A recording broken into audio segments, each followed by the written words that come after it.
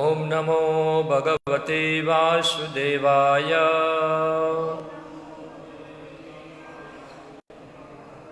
ओम नमो भगवते वासुदेवाय। श्रीमद् भागवतम स्कंद 2 अध्याय 3 श्लोक संख्या 24। अध्याय का नाम है शुद्ध भक्तिमय सेवा हृदय परिवर्तन। तत् अश्मसारम हृदयं बद इदं यत् गृह्यमाणो हरिनाम ध्येये न विक्रियेत अथ यदा विकारः नेत्रे जलं गात्ररुहेषु हर्षः तदश्मसारं हृदयं बतेदं यद्गृह्यमाणे हरिनामधेये न विक्रियेताथ यदा विकारो नेत्रे जलं गात्ररुहेषु हर्षः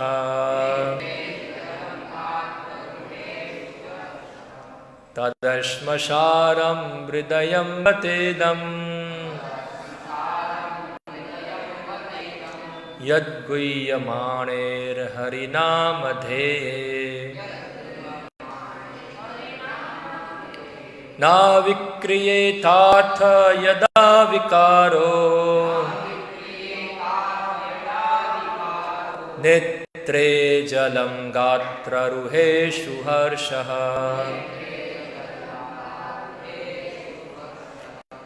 तदश्मसारं हृदयं बतेदं यद्गृह्यमाणेर्हरिनामधेये न विक्रियेताथ यदा विकारो नेत्रे जलं गात्ररुहेषु हर्षः।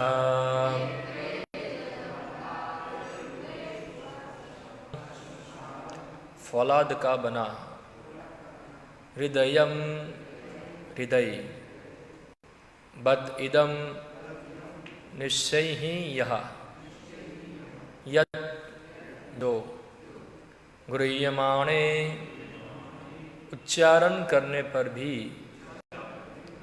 हरिनाम भगवान का पवित्र नाम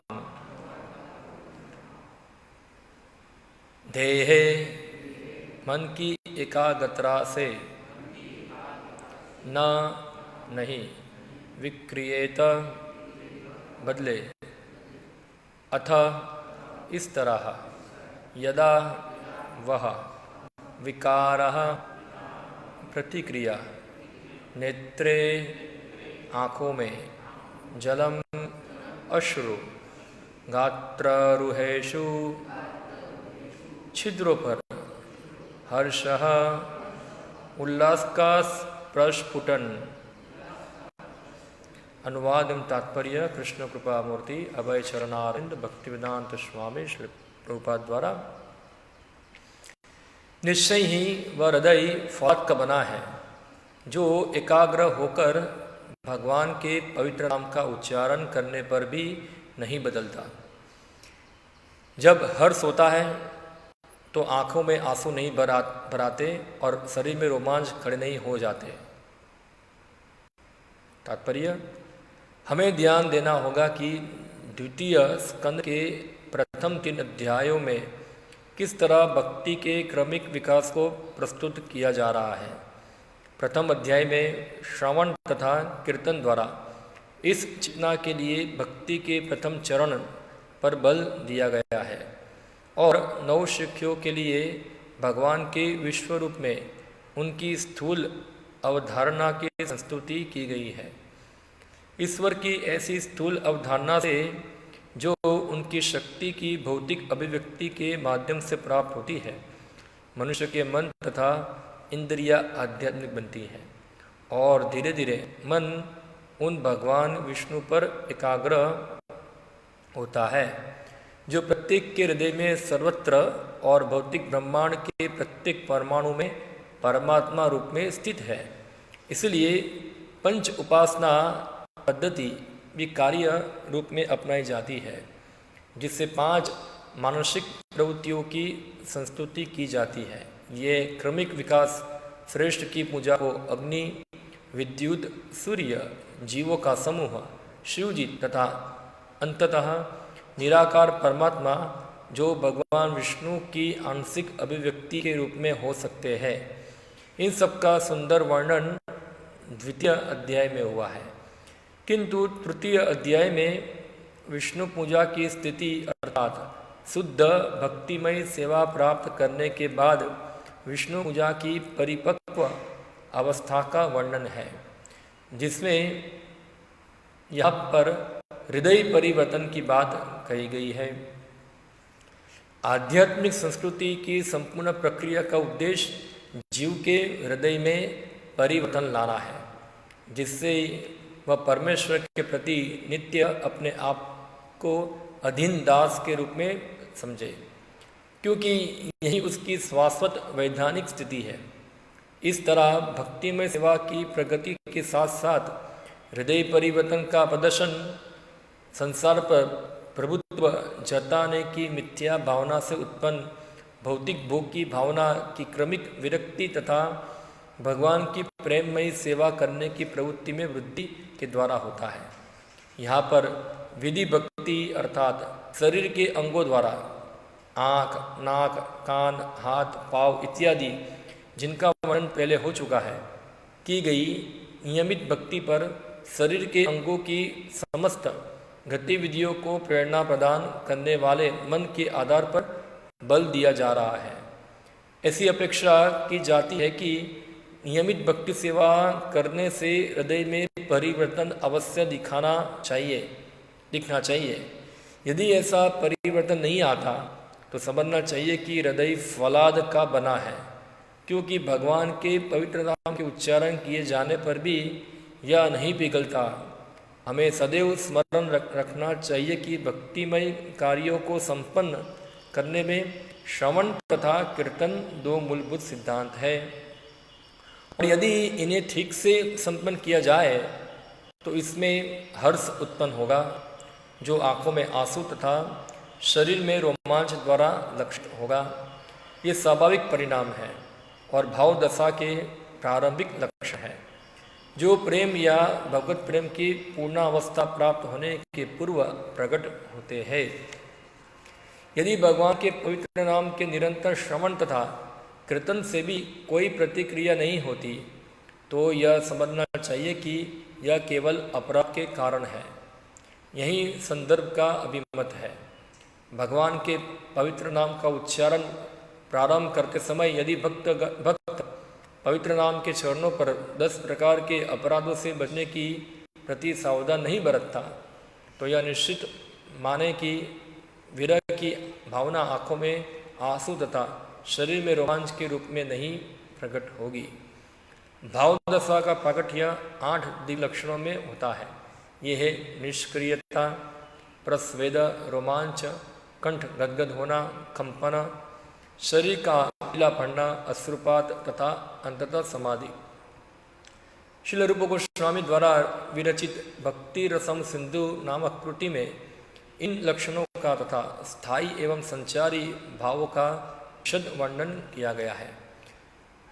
श्रील विश्वनाथ चक्रवर्ती ठाकुर ने कतिपत दुराचारी नवशकियों द्वारा उपयुक्त लक्षणों को सस्ती ख्याति के लिए नकल करने के प्रसंग में इन सारे भावों की आलोचनात्मक व्याख्या की है। न केवल विश्वनाथ चक्रवर्ती ठाकुर ने, अपितु श्रील रूप गोस्वामी ने भी इस आलोचनात्मक विवरण दिया है।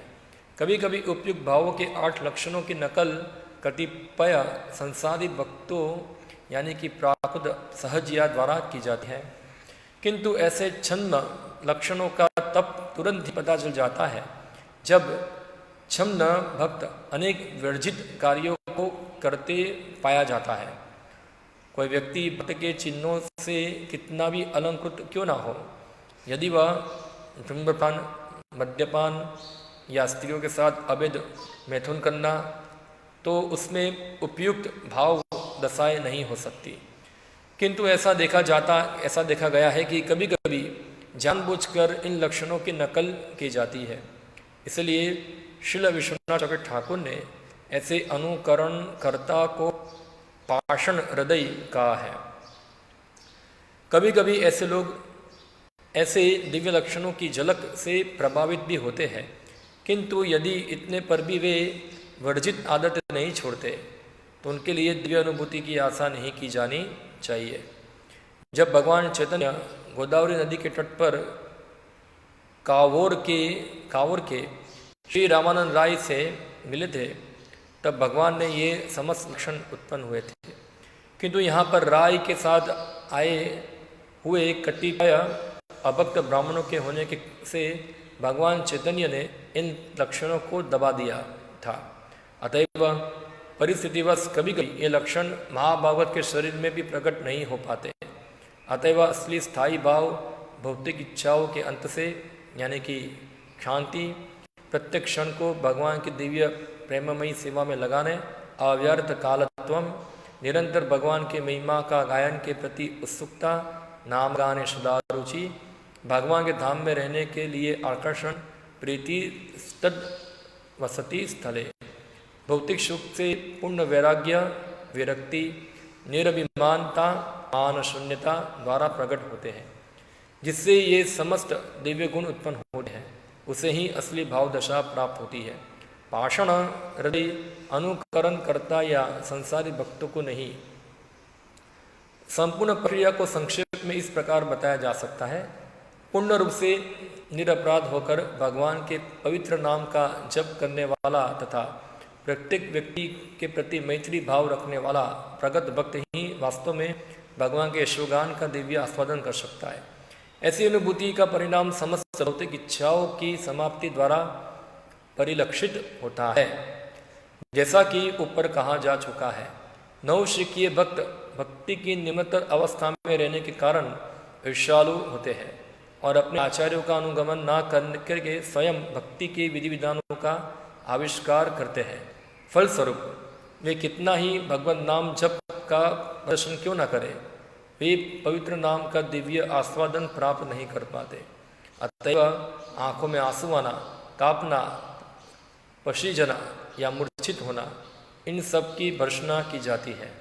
हाँ, वे भगवान के शुद्ध भक्तों की संगति करके अपनी बुरी आदतों को सुधार सकते हैं, अन्यथा वे पाषाण हृदय बने रहेंगे और किसी भी उपचार के योग्य नहीं हो सकेंगे। भगवत धाम जाने के मार्ग की पूरी प्रगति स्वरूप सिद्ध भक्त के द्वारा निर्देशित शास्त्रों के आदेशों पर निर्भर करती है। ओम अज्ञानतिमिरन्धस्य ज्ञानाञ्जनशलाकया चक्षुरुन्मीलितं येन तस्मै श्रीगुरुवे नमः। श्रीचैतन्यमनोभीष्टं स्थापितं येन भूतले स्वयं रूपः कदा मह्यं ददाति स्वपदान्तिकम्। वन्देऽहं श्रीगुरो श्रीयुतापदकमलं श्रीगुरून् वैष्णवांश्च श्रीरूपं साग्रजातं सहगणरघुनाथान्वितं त्वं सजीवं साद्वैतं सावधूतं परिजनसहितं कृष्णचैतन्यदेवं श्रीराधाकृष्णपादान् सहगणललिता श्रीविशाखान्वितांश्च श्रीकृष्णचैतन्यप्रभुनित्यानन्द श्री अद्वैतगदाधर श्रीवासादिगौरभक्तवृन्द। हरे कृष्णा कृष्णा कृष्णा हरे हरे, हरे राम राम राम हरे हरे। हरे कृष्णा। बहुत लंबा तात्पर्य है और विस्तार से हर चीज को बताया हुआ है यहाँ। यह अध्याय जो है, ये श्लोक यह अध्याय का सार है, क्योंकि यह अध्याय का नाम ही क्या है, हृदय परिवर्तन। तो ये श्लोक से ही इसका नाम दिया हुआ है, हृदय परिवर्तन। तो ये बता रहे हैं ऐसा शौनक आदि ऋषि कि जो हृदय जो है भगवान के नाम को उच्चारण करने के बाद अगर पिघलता नहीं है, लिटरली मीनिंग नहीं लेना चाहिए। लिटरली मीनिंग यानी कि पिघलना यानी कि ऐसा नहीं गल के इधर खत्म हो जाए, ऐसा है। यानी कि पिघलने का मतलब होता है कि हृदय में कुछ परिवर्तन आना चाहिए, कुछ चेंज होना चाहिए उसके अंदर, वो पिघलना है। ऐसा नहीं कि पिघल के गिर जाए नीचे। तो ये अगर वो चेंज नहीं आता है तो समझना चाहिए वो हृदय पाषाण का बना हुआ है। यानी कि अगर हम हृदय को फाड़ के देखेंगे तो पाषाण का तो नहीं बना है। किसका बना हुआ है? तो पृथ्वी, अग्नि, जल, वायु, आकाश, कहाँ है पाषाण? मगर कहने का तात्पर्य क्या है? पाषाण यानी कि ये जो व्यक्ति जो है उसका हृदय बहुत कठोर है। अभी कठोर हृदय क्यों बनता है और हृदय क्यों पिघलता है, दोनों के कारण बताए गए हैं। तो हृदय जो होता है कठोर बनता है ज़्यादा जब व्यक्ति अपने स्वरूप को जानता नहीं है, भगवान को जानता नहीं है और शारीरिक भावना में रहकर इस जगत के अंदर अपने भौतिक सुख के लिए अलग अलग प्रकार से प्रयत्न करता है। जितना भौतिक सुख के लिए व्यक्ति प्रयत्न करता है उतना वो व्यक्ति का हृदय जो है कठोर होता जाता है, ज़्यादा कठोर होता है। एक कठोर शब्द से मुझे याद आया, भागवतम में कथा आती है जब दक्ष प्रजापति यज्ञ किए और वहाँ सती वहाँ पहुँची और सती जब आत्महत्या कर लिया तो दक्ष प्रजापति को उसका दुख नहीं हुआ। इसको दुख हुआ नहीं, इसका हृदय चेंज हुआ नहीं। क्यों? तो लिखते दक्ष प्रजापति ने अपनी जो लड़की थी उसका जो मृत्यु था उसको सहन कर लिया। अभी देखो दो प्रकार के लोग सहन करते हैं, या तो फिर एक बहुत आध्यात्मिक जीवन में आगे बढ़े हुए हैं या तो नंबर 1 भौतिकवादी है। दो लोग जो होते हैं ये चीज को सहन कर लेते हैं। दक्ष ने सहन कर लिया। क्यों सहन कर लिया? क्योंकि दक्ष जो था उसको केवल और केवल और केवल अपने में ही रुचि है। भले ही जिसका जो होगा वो होए, उसको किसी पड़ी हुई नहीं, भले वो उसकी लड़की भी क्यों ना हो, ऐसा है। यानी कि दक्ष जो है ज़्यादा सेल्फिश है।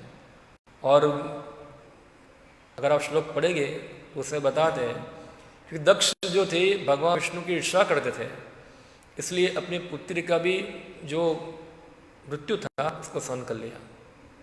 तो विष्णु की ईर्ष्या करना यानी कि क्या है? विष्णु की ईर्ष्या करना यानी कि आदमी ईर्ष्या कब करता है किसी की? अगर किसी के पास कुछ है और उसके पास नहीं है तो फिर क्या होगा? वो चीज को प्राप्त करने के लिए वो व्यक्ति की निंदा करेगा या तो इसको नीचा दिखाएगा, यहाँ इसके पास कुछ नहीं है वहाँ। तो यानी कि जगत के अंदर जो हृदय है वैसा ही है। जो भौतिक वाली हृदय जो है उसमें ये सब गंदगी पड़ी हुई है, द्वेष, ईर्षा, ये सब पड़ी हुई है। और ये हृदय को क्या करता है? ज़्यादा कठोर बनाता है, कठोर बनता है हृदय। क्योंकि जितना व्यक्ति भौतिकवादी बनेगा इतना उसके अंदर ये सब तो आएगा ही अपने आप ही। क्योंकि जो बीज है भौतिक भोग विलास का, बीज का कारण क्या है? कृष्ण बोलिया जीव भगवांछा करे, वहाँ से चालू होता है और फिर ये बढ़ता है बढ़ता है बढ़ता है बढ़ता है, जब तक जहाँ से चालू हुआ वहाँ से लेकर अभी तक हुआ है सब डंडे में ही घुसा हुआ है। हाँ, इसलिए हम देखते एक राष्ट्र दूसरा राष्ट्र क्या करते हैं? द्वेष करते हैं। जैसे कि रशिया और अमेरिका। रशिया क्या चाहता है?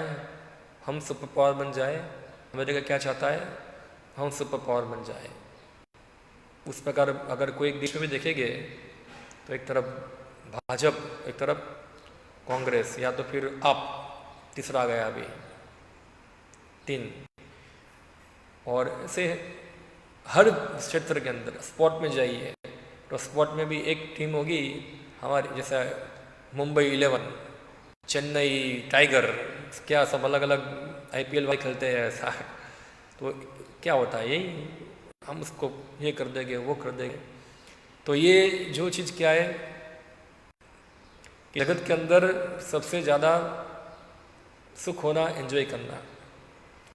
तो व्यक्ति को अगर भौतिक जगत में सुख भोगना है, वो सुख भोगने के लिए उसको किसी को तो दुख देना ही पड़ेगा। हाँ, क्योंकि भौतिक सुख क्या है? वही है, दूसरों को दुख देके खुद सुख भोगो। ये जगत का नियम है यहाँ।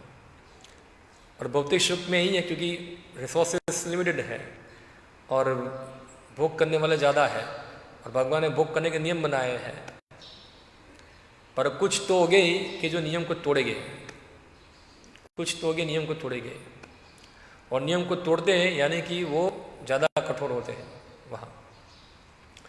तो ये सबका हृदय ऐसा हुआ है, पूरा हृदय भारी हुआ है, और उसको हल्का करने के लिए विधि बताई है यहाँ कि पहले शुरुआत के अंदर व्यक्ति जो होगा भगवान के विराट रूप का ध्यान करेगा।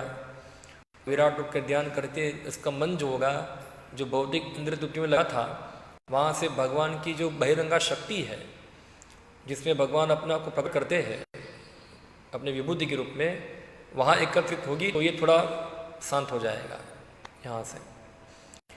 और इस प्रकार और आगे प्रगति करेगा तो हर कण के अंदर, हर हृदय के अंदर परमात्मा के रूप में देखेगा तो थोड़ा और कम हो जाएगा सब बीमारी, कि इसके अंदर परमात्मा है।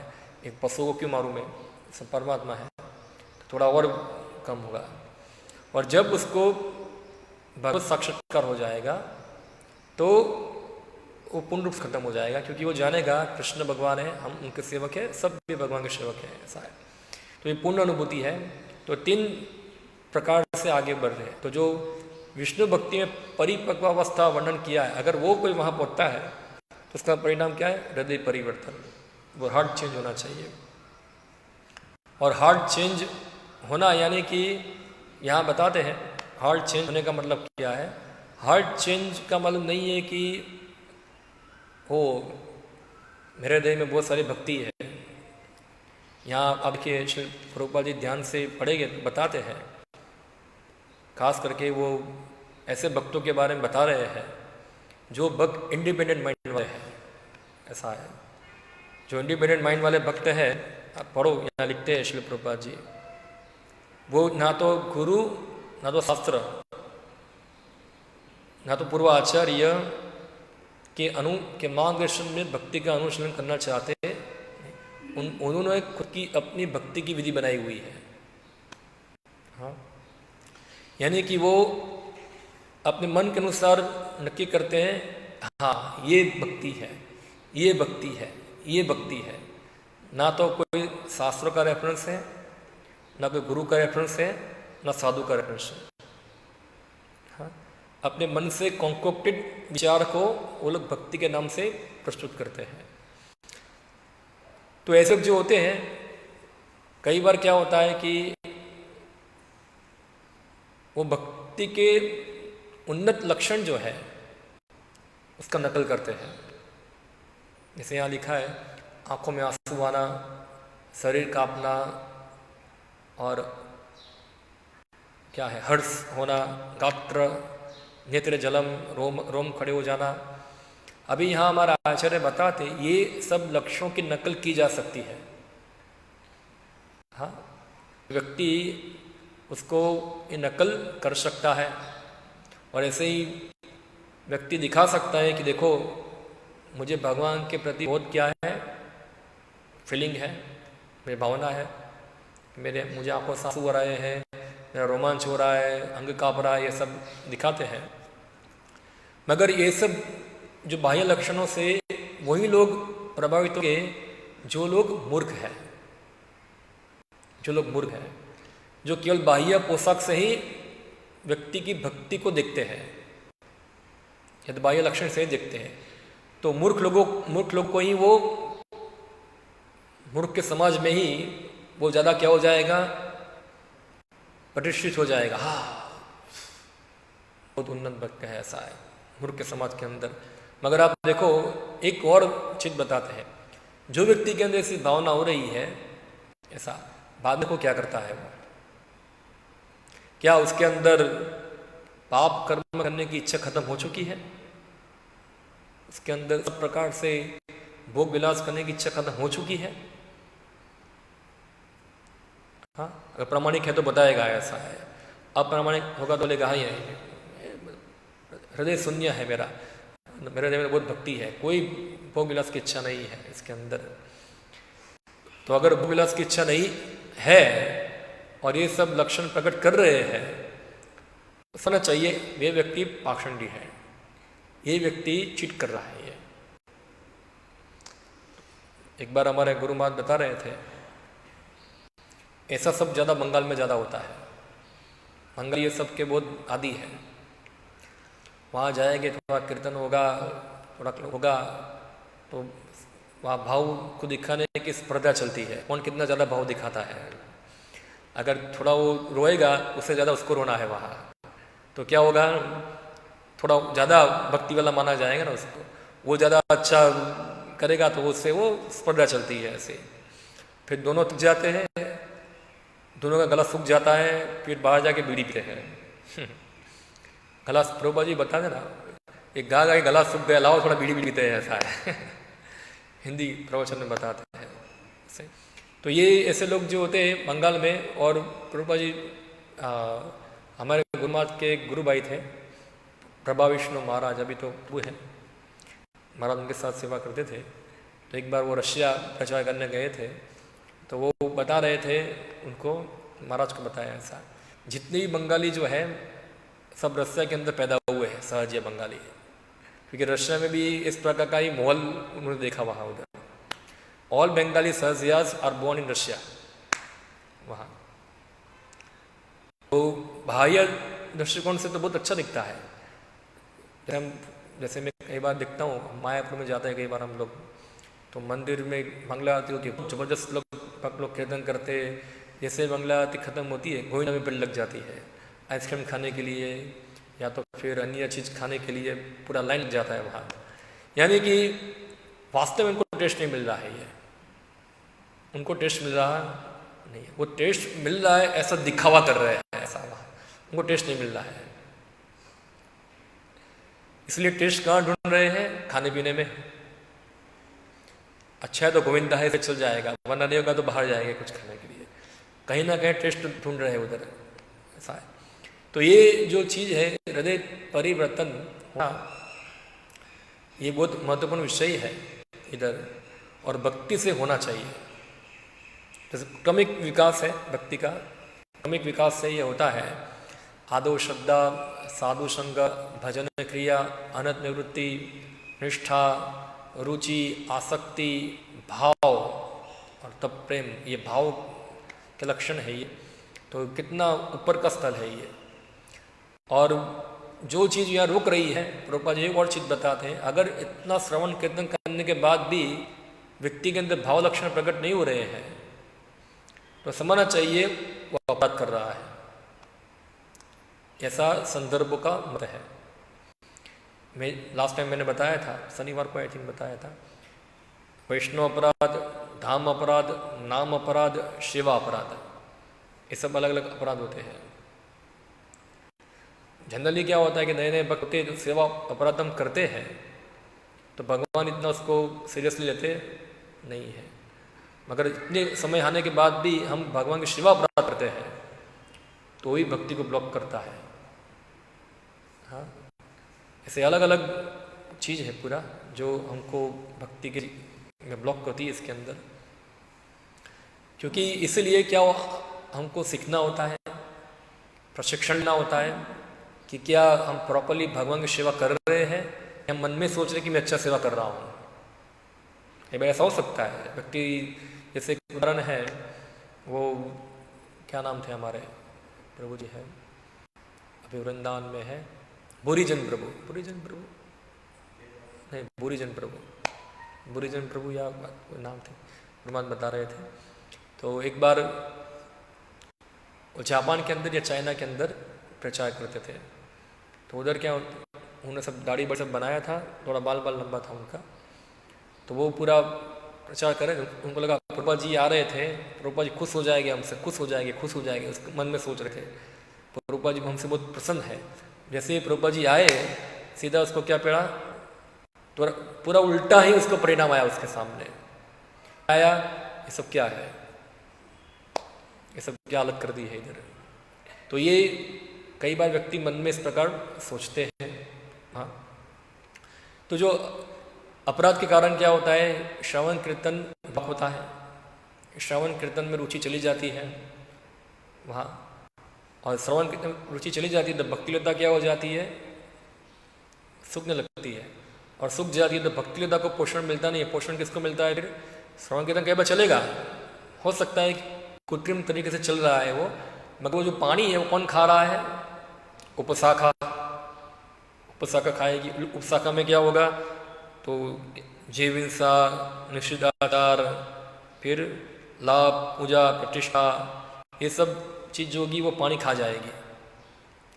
भाई तरह से सब बराबर चल रहा है, पर जो जो भक्ति लत में जाना चाहिए पोषण, वो पोषण ना जाके इधर ये सब चीज पोषित हो रही है, और व्यक्ति सोच रहा है कि हमारी भक्ति बढ़ रही है, मगर भक्ति नहीं बढ़ रही है, ये सब चीज बढ़ रही है यहाँ। एक समय आएगा ये सब चीज इतनी बढ़ जाती है और भक्ति लता तो कहीं गायब हो जाती है किधर, पता नहीं कहाँ सब हो गए इधर, और ये सब बहुत फुल जाती है वहाँ।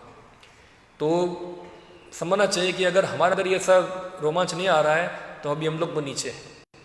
और एक चीज और प्रभुपाद जी बता रहे हैं, भाव के भी दो प्रकार की स्थिति है, एक स्थायी भाव और एक संचारी भाव। ऐसा है, जो संचारी भाव है वो कभी प्रकट होता है, कभी नहीं होता है। जैसे ये लक्षण जो है, ये आंखों में आंसू आना, सर कंपन होना, ये सब बताना, ये सब संचारी भाव के लक्षण हैं। अगर कोई भाव की अवस्था में है तो ये संचारी भाव उसके अंदर आता है। महर्षि प्रभुपाद जी बताते हैं, कई बार जो भक्त ऐसे स्थल पे है, कई बार ये इस प्रकार के भाव के लक्षणों को कभी प्रकट करते नहीं है।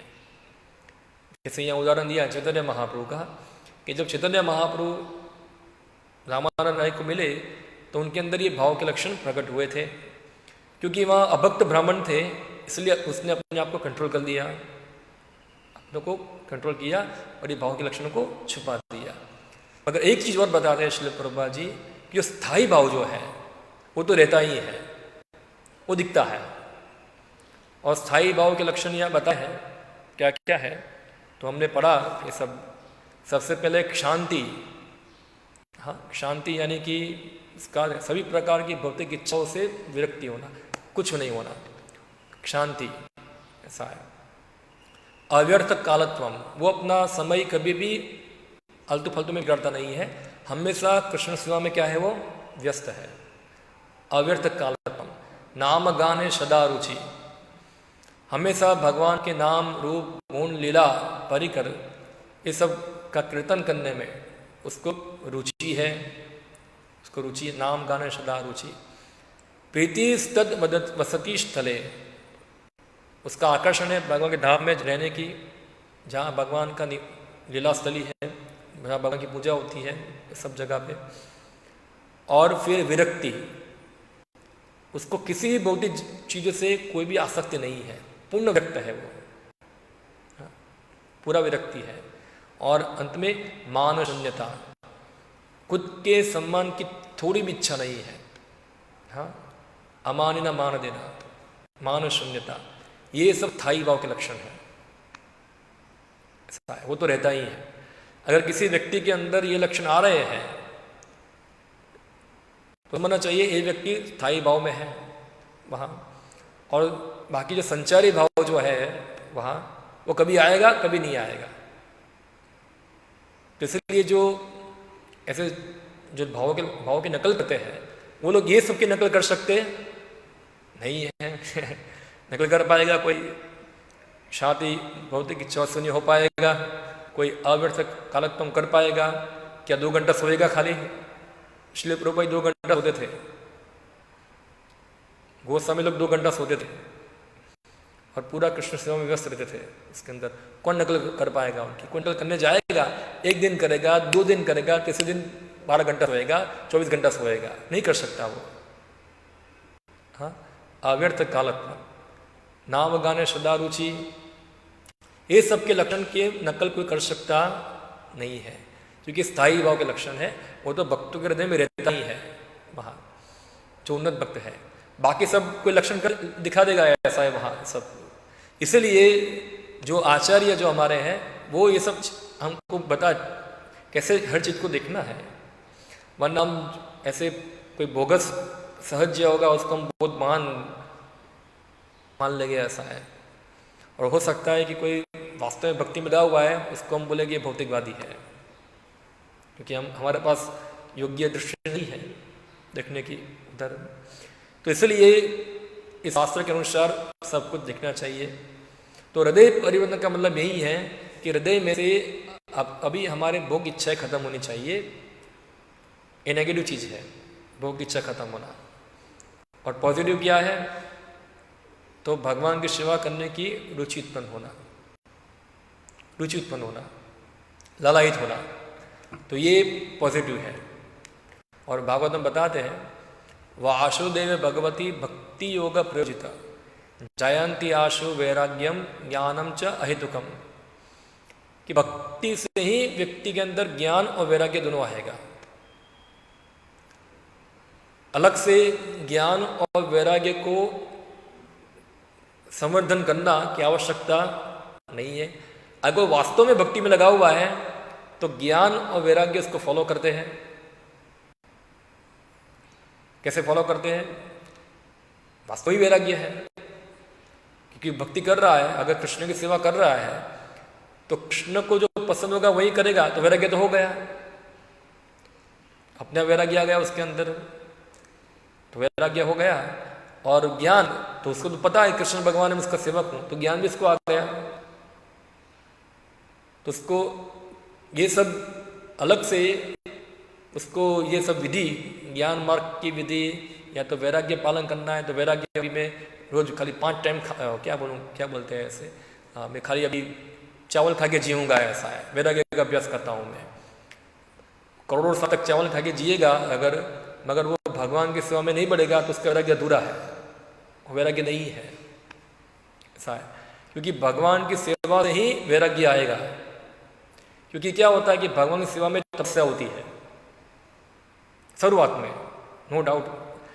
शुरुआत के भक्तों के लिए क्या थोड़ा कष्टमय होता है भक्ति के अंदर, मगर भक्ति जो है शुरुआत से ही राज विद्या राजगुह्यम पवित्रम इदम उत्तमम प्रत्यक्षवादमम धर्मम सुसुखम, वो क्या है?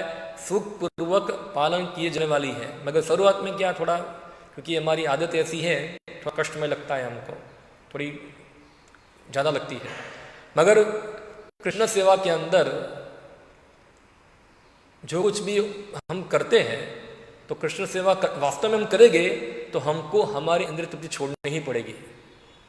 क्योंकि कोई व्यक्ति इंद्रिय तृप्ति और कृष्ण सेवा दोनों साथ में कर सकता नहीं, क्योंकि आएगा एक धीरे धीरे भगवान हमको दिखाएंगे क्या है, तुमको इंद्रिय तृप्ति करना है कि भक्ति करना है।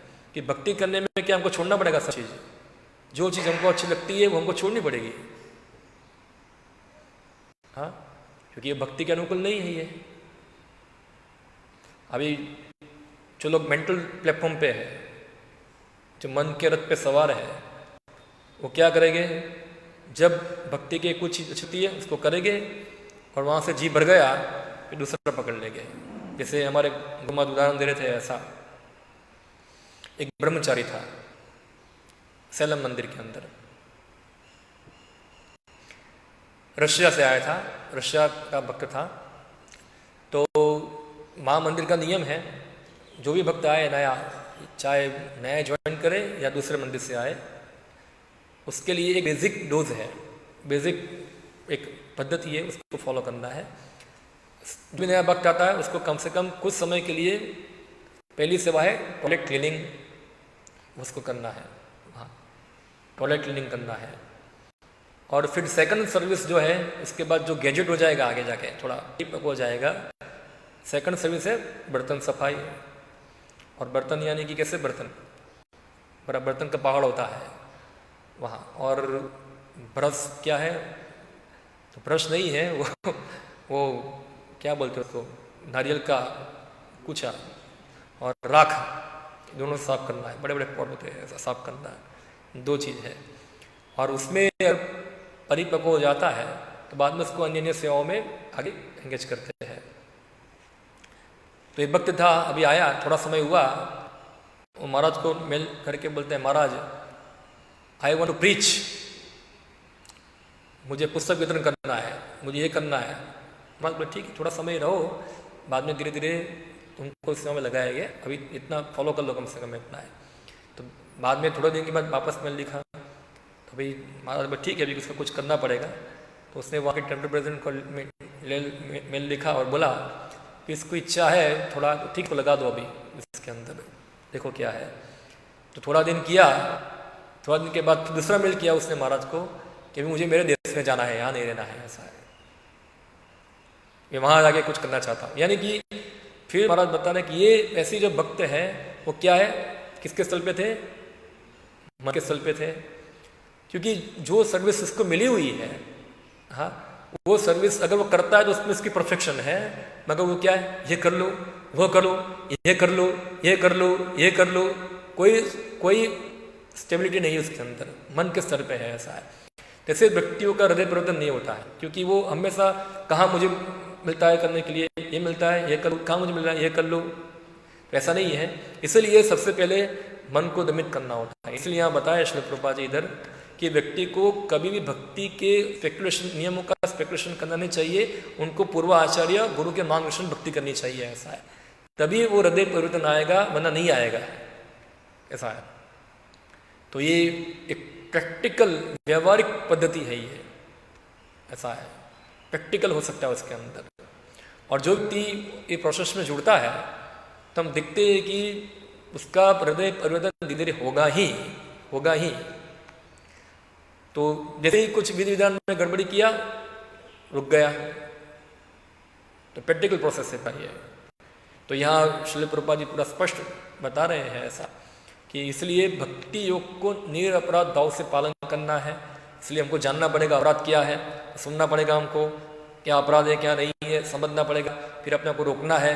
तो अपराध से धीरे बचने का प्रयत्न करेंगे तो थोड़ा आभास के स्थल पे आएंगे और फिर धीरे शुद्ध स्थल पे आएंगे।